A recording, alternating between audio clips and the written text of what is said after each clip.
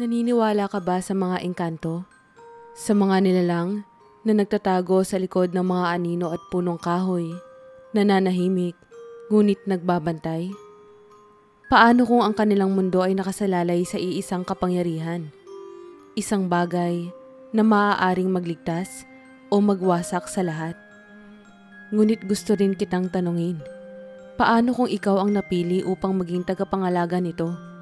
Handa ka bang tanggapin ang tungkulin kahit hindi mo ito ginusto? Ito ang kwento ni Mira na tulad mo ay isang ordinaryong tao. O iyon ang kanyang inakala. Hindi ko alam kung kailan nagsimula, pero bata pa lang ako, lagi na akong nakakakita ng mga bagay na hindi nakikita ng iba. Mga anino sa dilim, mga matang nakatingin mula sa kawalan, at mga boses na pabulong. Sa simula, akala ko lahat ng tao ay ganito. Pero mabilis kong natutunan na iba pala ako. Tinawag nila akong baliw, kakaiba, o mas madalas pa nga ay isang sumpa. Isang gabi, habang pauwi ako mula sa pagtitinda sa palengke, dumaan ako sa luma at abandonadong simbahan sa gilid ng aming baryo. Hindi ko alam kung bakit, pero parang may tumutulak sa akin na pumasok. Ang hangin ay malamig at amoy amag. Ngunit sa kabila ng dilim, may naramdaman akong kakaibang init na parang may nag-aabang sa loob. Ano ba tong ginagawa ko? Sino bang matinong tao ang papasok sa ganitong lugar ng 10 oras ng gabi? Bulong ko habang nag-iingat sa paghakbang sa basag-basag na sahig. Ngunit ang puso ko ay para bang may sariling isip. Bawat tibok nito ay tinutulak ako palapit sa altar. Paglapit ko, nakita ko ang isang malaking estatwa ng isang lalaki na may hawak na espada. Nakatitig ng matalim. Akala ko ay ordinaryong rebulto lang yon. Pero biglang nagbago ang lahat. Isang malakas na hangin ang dumaan. At narinig ko ang isang boses. Sa wakas, matagal na kitang hinihintay. Tumigil ang puso ko. Hindi ito boses na naririnig sa isipan. Malinaw ito. Ang lalim ng tinig ay parang dumadagundong sa buong simbahan. Agad kong hinanap ang pinagmulan nito. Ngunit nang tumingin ako ulit sa estatwa, napansin kong hindi na ito bato. Isang lalaki. Buhay na buhay. At galit na galit ang ekspresyon. Hindi ako nagpapatawa. Pakawalan mo ako. Sabi niya. Hindi ko alam kung ano ang gagawin. Ang lalaki, kung tao man siya, ay mukhang isang mandirigma mula sa alamat. Matangkad, malakas ang pangangatawan, at tila hindi nasisindak sa mundo. Ha? Pakawalan ka? Alam kong nararamdaman mo to. Sabi niya, at sa isang iglap, bigla akong nakaramdam ng bigat sa dibdib. Parang may hinahatak mula sa loob ko. Ikaw ang tagapag-ingat ng sangaya, at dahil dito, ikaw lang ang makakapagpalaya sa akin. Sanghaya? Ano bang pinagsasabi mo? Napaatras ako, hawak ang aking dibdib. Habang ang mga mata niya ay halos masunog ako sa tindi ng titig. Wala na tayong oras para sa mga tanong. Kung hindi mo ako palalayain, magdurusa ka rin tulad ko. Ang dilim ay darating, at ikaw ang unang mawawala. Bago ko pa maproseso ang sinabi niya, ang buong simbahan ay niyanig ng isang malakas na tunog. Mga anino ang nagsimulang gumalaw. Bumuo ng mga hugis na parang tao, ngunit mas malalaki, mas nakakakilabot. Huli ka na! Sigaw ng isa sa mga anino, at tumigil ako sa paghinga. Tumakbo ako papunta sa altar, pero bago pa ako makalayo, naramdaman kong hinila ako ng lalaki. Gawin mo na! Ilagay mo ang kamay mo sa dibdib ko. Ngayon na! Hindi ko alam kung bakit ako sumunod, pero ginawa ko ang sinabi niya. Pagdampi ng kamay ko sa dibdib niya, parang may kuryenteng dumaloy sa katawan ko. Napasigaw ako. At sa isang iglap, lumiwanag ang buong paligid. Nang magising ako, wala na ang mga anino. Ngunit ang lalaki ay nakatayo sa harapan ko. Mukhang mas makapangyarihan at mas misteryoso. "Ngayon, ikaw ang utang na loob ko, babae." Sabi niya na para bang ako ang may kasalanan sa lahat ng ito. At doon nagsimula ang lahat. Hindi ko pa rin lubos na maipaliwanag kung ano ang nangyari sa simbahan. Ang lalaki na nagpakilalang si Gabriel ay naglakad palabas ng altar na para bang iyon ay isang ordinaryong araw sa kanya. Ako naman, tila naiwang nakatulala. Pinipilit intindihin kung paano nagbago ang buhay ko sa loob ng ilang minuto. "Hindi tayo pwedeng manatili dito," sabi niya habang iniaayos ang suot niyang balabal na tila hindi nababagay sa modernong panahon. "Makakahanap sila ng paraan para hanapin ka. At kapag nahanap ka nila nang hindi ako handa, sigurado ako magiging abo ka bago pa sumikat ang araw." "Ano? Sino sila? At ano bang sinasabi mong ako ang magiging abo?" Tanong ko, ngunit binaliwala niya ako. Animoy hindi mahalaga ang mga tanong ko. "Anong pangalan mo?" Tanong niya bigla habang naglalakad papunta sa wasak na pintuan ng simbahan. "Mira," sagot ko nang wala sa loob. "Pero hindi mo pa sinasagot ang mga tanong ko. Ano ba talaga ang nangyayari? Ano tong mga anino? At anong kinalaman ko sa lahat ng to?" Huminto siya at hinarap ako. Ang mga mata niya ay seryoso at matalim. "Mira, ikaw ang tagapag-ingat ng sanghaya. Ang kapangyarihang to ay matagal nang naipasa-pasa sa mga mortal. Sa kasamaang palad, ikaw ang napili ng kapalaran ngayon." "Tagapag-ingat? Hindi ko naman alam yan. At isa pa, ano ba yung sanghaya na yan?" Lalong tumindi ang kaba ko. Lahat ng ito ay tila masyadong malayo sa realidad na kinagisnan ko. Ang sanghaya ay isang sinaunang enerhiya na nagbabalanse ng liwanag at dilim sa mundo. At sa bawat tagapag-ingat, may mga nilalang na gustong agawin to. Kagaya ng mga aninong umatake kanina. Hindi pa rin malinaw sa akin ang lahat. Pero bago pa ako makapagtanong muli, isang malimig na ihip ng hangin ang dumaan sa paligid. Pakiramdam ko, may nagmamasid sa amin. Pero wala akong nakikitang kahit ano. Napansin din nito ni Gabriel. Nanlaki ang mga mata niya at agad na tumayo sa harapan ko. "Narito na sila," sabi niya, at sa isang iglap, mula sa dilim ng gabi, nagsilabasan ang mga aninong tulad ng nakita ko kanina. Ang mga hugis nila ay mas malinaw na ngayon. May mga sungay, matatalim na kuko, at mga matang nagliliwanag sa galit. "Bakit ba nila ako hinahanap? Hindi naman ako espesyal!" Sigaw ko habang napapaatras. "Tanga! Dahil ikaw nga nagtataglay ng sanghaya. Paulit-ulit!" Sigaw ni Gabriel habang inihahanda ang sarili. Hinugot niya mula kung saan ang isang mahaba at makinang na espada na parang biglang lumitaw mula sa hangin. "Ako ang bahala sa kanila. Tumayo ka lang dyan at huwag kang gagawa ng kahit ano. Maliban na lang kung gusto mong kainin nila ang kaluluwa mo." "Kaluluwa?" Napahawak ako sa dibdib ko. Pero bago pa ako makasagot, umatake na ang mga anino. Parang isang sayaw ang galaw ni Gabriel habang nakikipaglaban. Ang bawat palo ng espada niya ay naglalabas ng liwanag na tumutunaw sa mga nilalang ng dilim. Sa gitna ng labanan, napansin kong may isa pang anino na palihim na papalapit sa akin. Hindi ko alam kung ano ang dapat kong gawin. Ang katawan ko ay natigil sa takot. At pakiramdam ko, kahit anong sigaw ko, hindi ako maririnig ni Gabriel. Nang malapit na itong umatake, biglang may umalingaw-ngaw na matinis na tunog sa paligid. At isang malaking lalaki ang tumalon mula sa kawalan. Sinipa ang anino palayo sa akin. "Pasensya na't late ako," sabi ng bagong dating, isang malaki at matipunong lalaki na may malakabayo ang mga paa. Napansin kong may buntot din siya. na agad niyang ikinubli sa ilalim ng balabal. "Kaloy!" sabi ni Gabriel, hindi tumigil sa pag-atake. "Bantayan mo si Mira, huwag mo hayaang may lumapit sa kanya."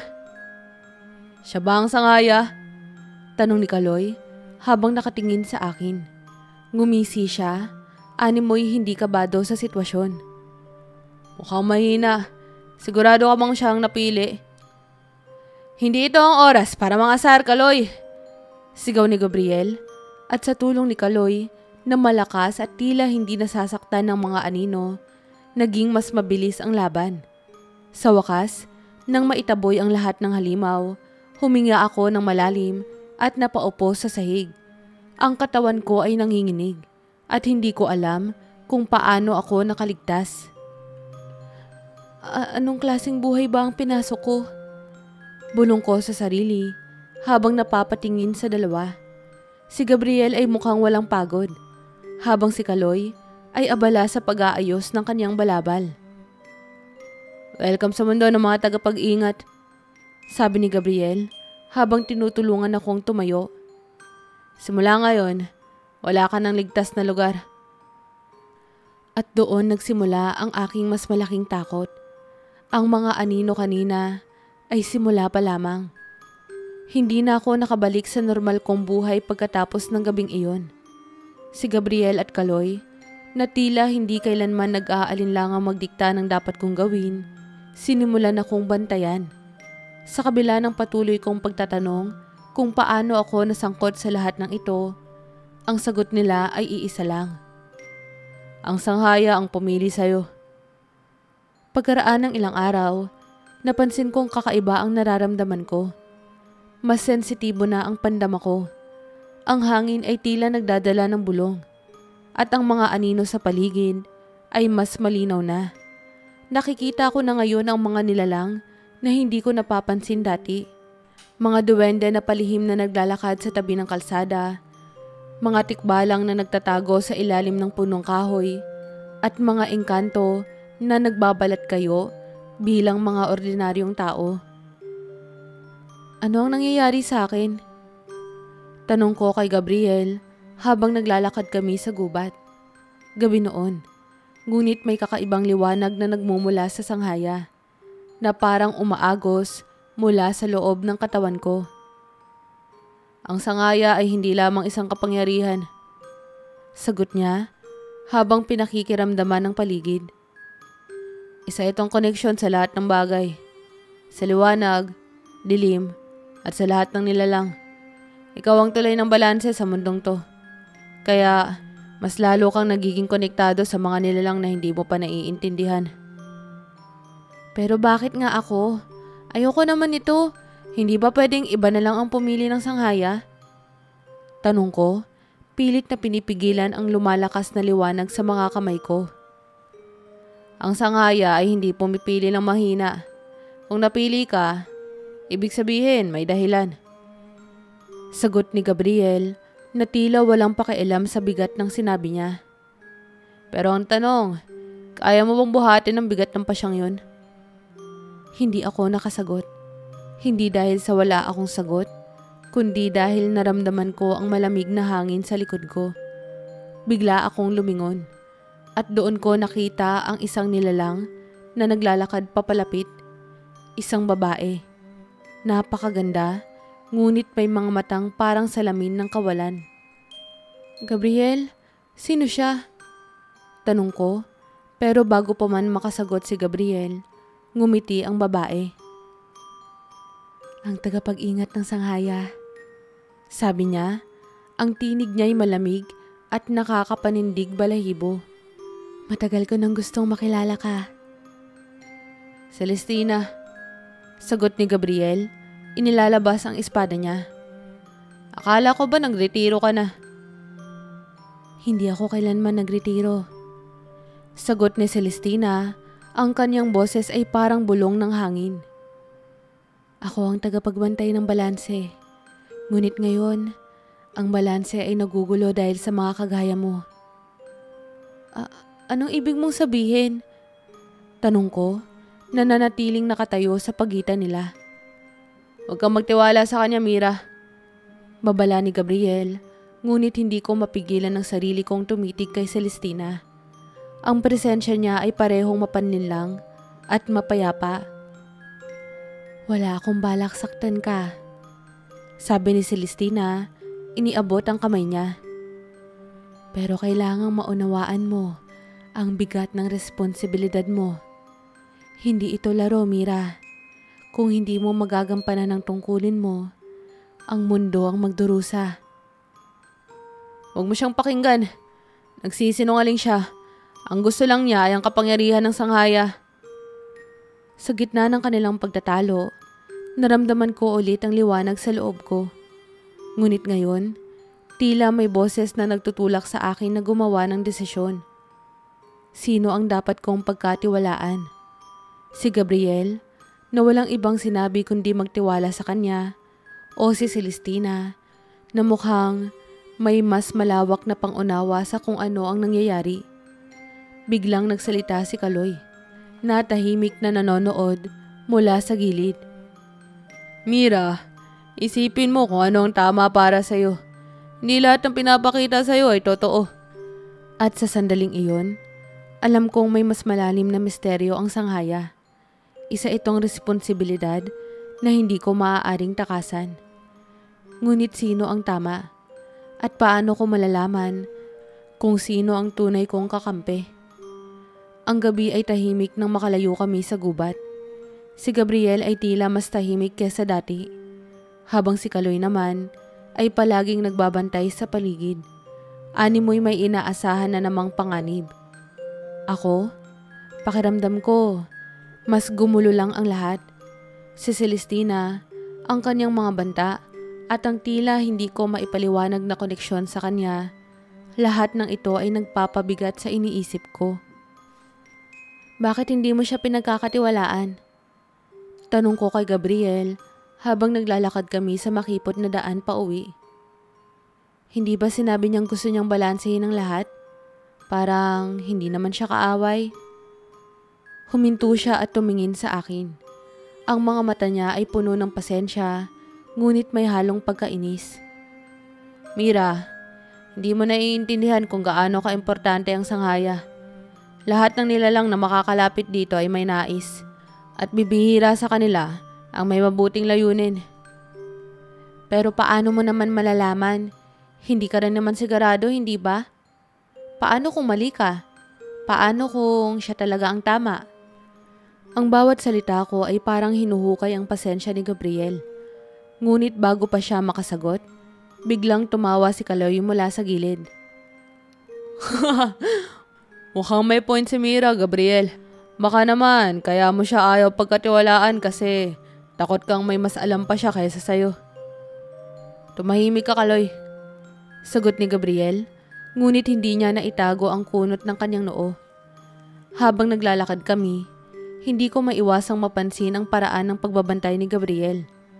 Parang laging may panganib, kahit tahimik ang paligid. Siya ang tipo ng tao, o nilalang, na laging handa sa laban.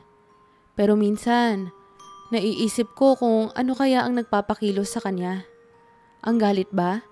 O ang pagnanais na bumawi sa mga nawala sa kanya? Mira, biglang sabi niya, pinutol ang katahimikan. Ang sanghaya ay hindi basta kapangyarihan. Isa itong sumpa para sa may hawak nito. At ikaw ang napili. Hindi mo pa naiintindihan ang lahat ng panganib na kaakibat nito.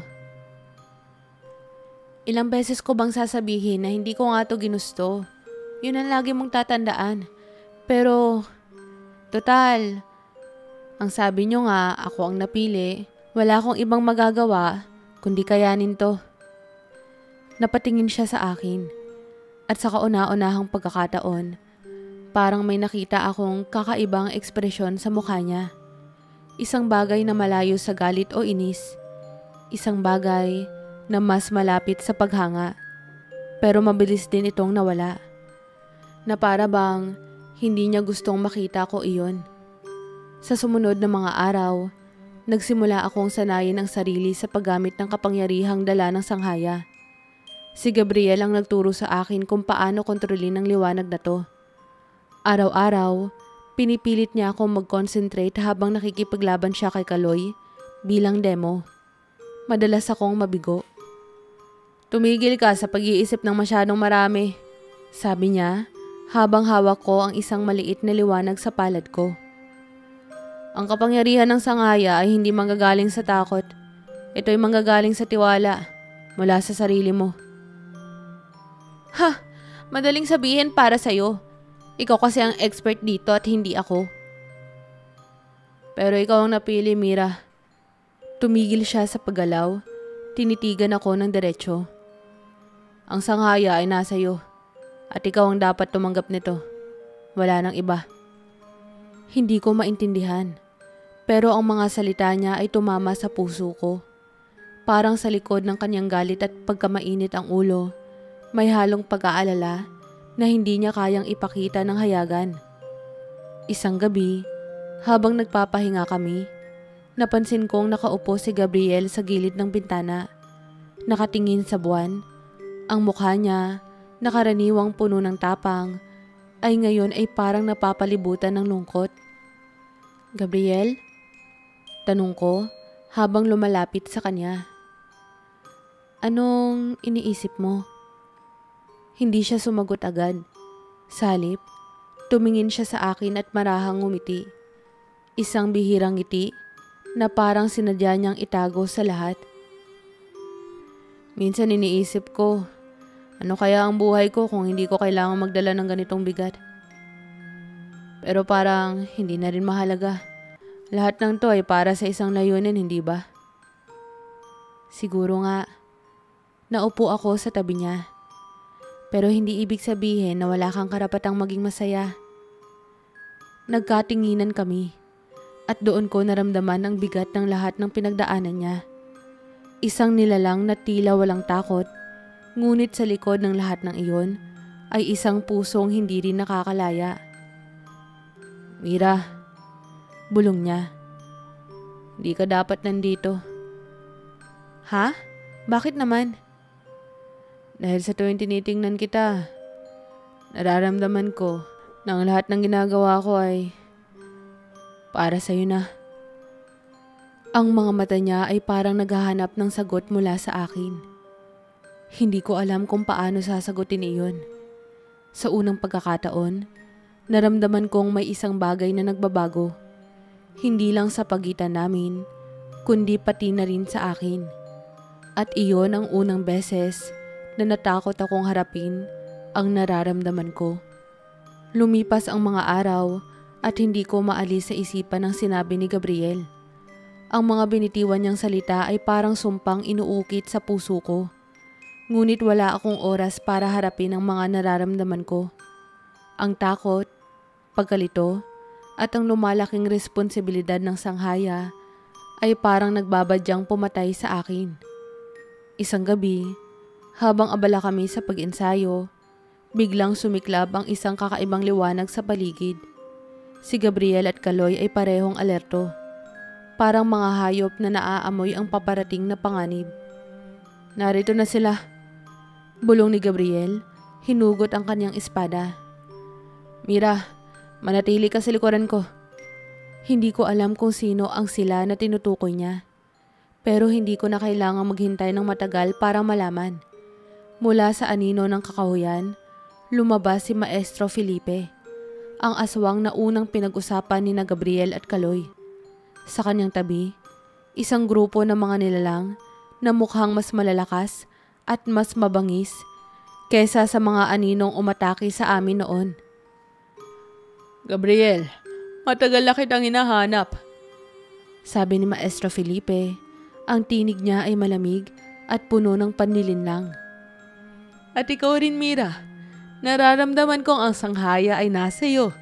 Isang hakbang na lang at magiging akin na ito. Huwag mong pangarapin. Sagot ni Gabriel. Itinutok ang espada niya kay Felipe. Hindi mo siya makukuha. Talaga ba?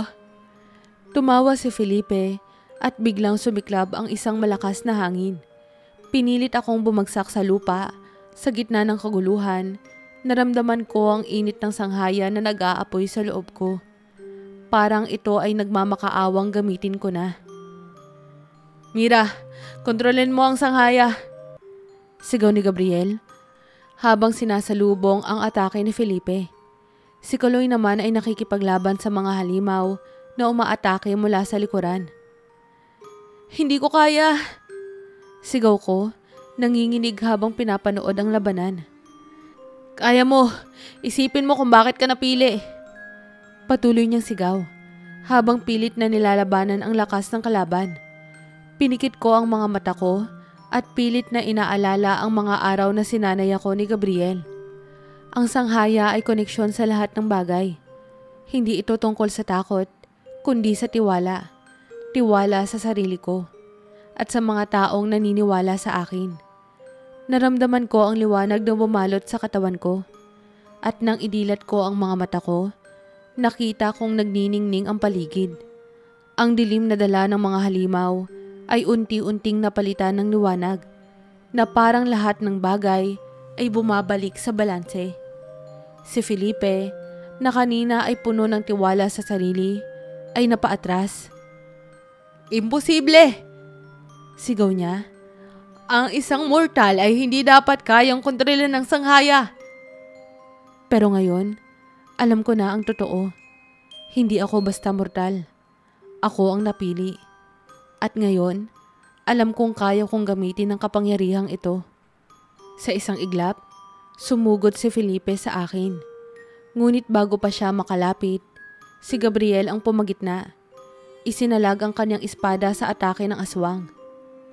Hindi ka makakalapit sa kanya. Sabi niya, ang boses niya ay puno ng galit.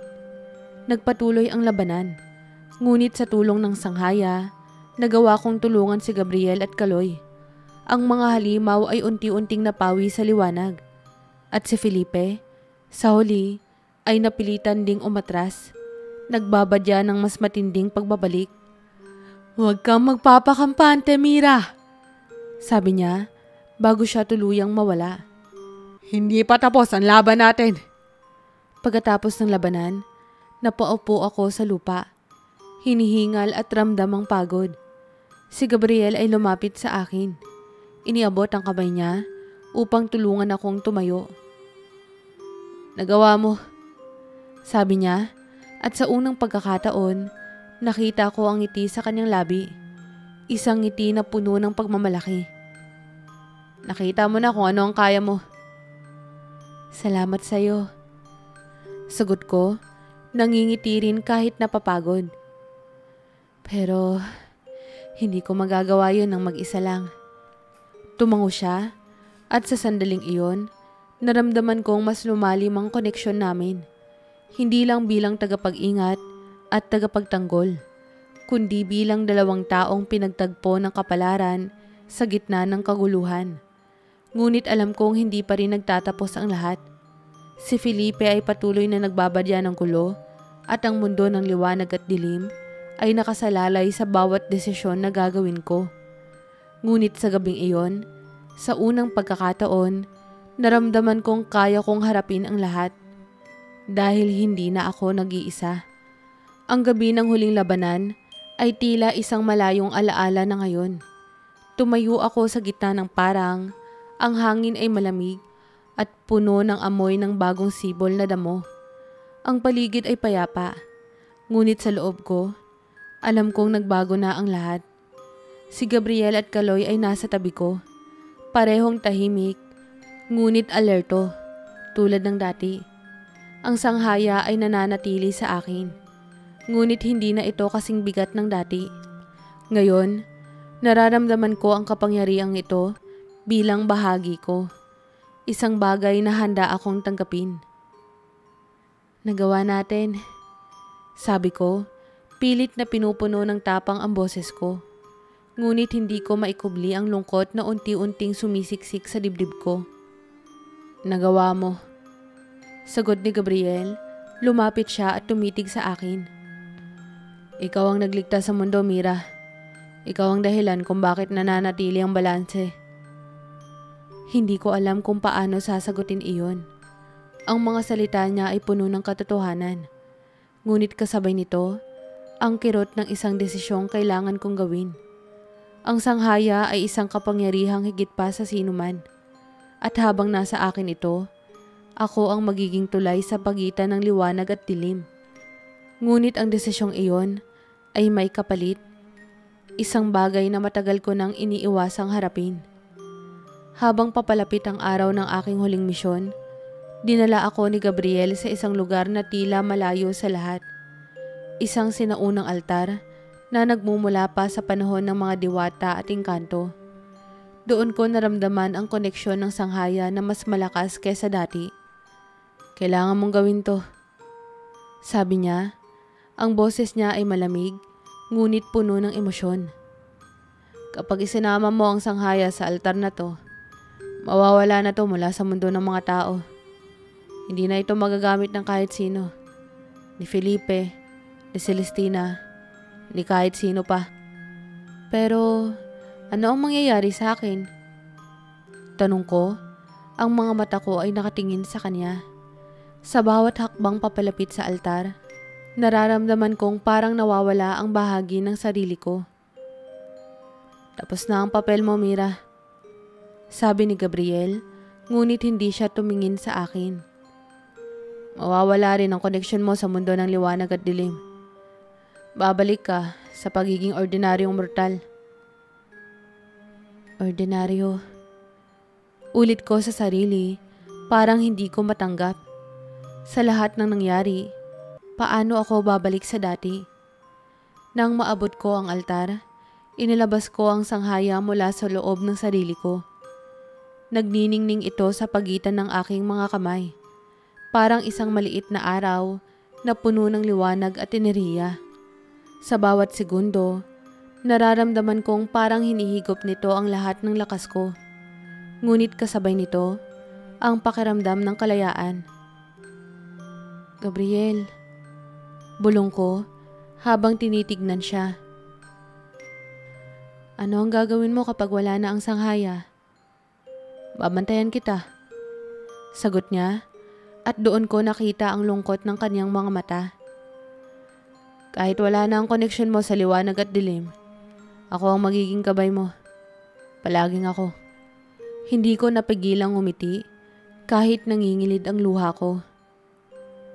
Salamat, sabi ko, at sa huling pagkakataon, iniangat ko ang sanghaya papunta sa altar. Isang matinding liwanag ang sumiklab, at sa sandaling iyon, naramdaman ko ang lahat ng bigat na nawala mula sa katawan ko.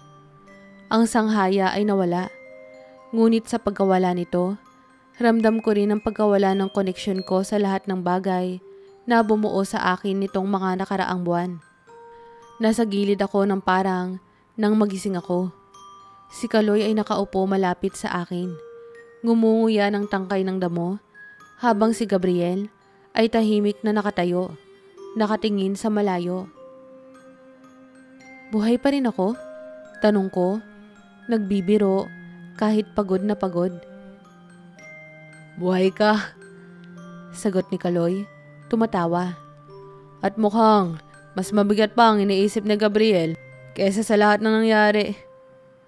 Tumingin ako kay Gabriel, at nang magtama ang mga mata namin, alam kong kahit nawala na ang sanghaya, ay may natitirang koneksyon sa amin na hindi kayang sirain ng kahit anong kapangyarihan. Mira, sabi niya, lumapit siya sa akin. Ito na ang bagong simula mo. Wala nang sanghaya, wala nang takot. Pero nandito pa rin ako. Kung kailan mo ako kailangan. Sa unang pagkakataon, hinayaan kong ngumiti ang sarili ko. Ang laban ay tapos na. Ngunit ang buhay ko ay nagsisimula pa lamang. At sa tabi ko, ang gabay na hindi ko inaasahang magiging bahagi ng puso ko. Si Gabriel. At sa kabila ng lahat ng dilim at liwanag, natutunan ko kung ano ang tunay na kahulugan ng balanse. Ang bagong simula ay hindi nangangahulugang pagtatapos ng lahat, kundi simula ng isang kwento kung saan ako ang may hawak ng kwadro.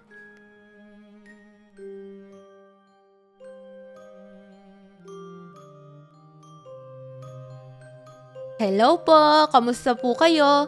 Muli po, maraming salamat sa pagsubaybay. Huwag niyo po sanang kakalimutang mag-like at mag-subscribe. Happy New Year po sa ating lahat. Naway patuloy pong gabayan ng bawat isa sa atin ng ating Panginoong Diyos sa darating pang taon. Have a nice day po sa inyong lahat!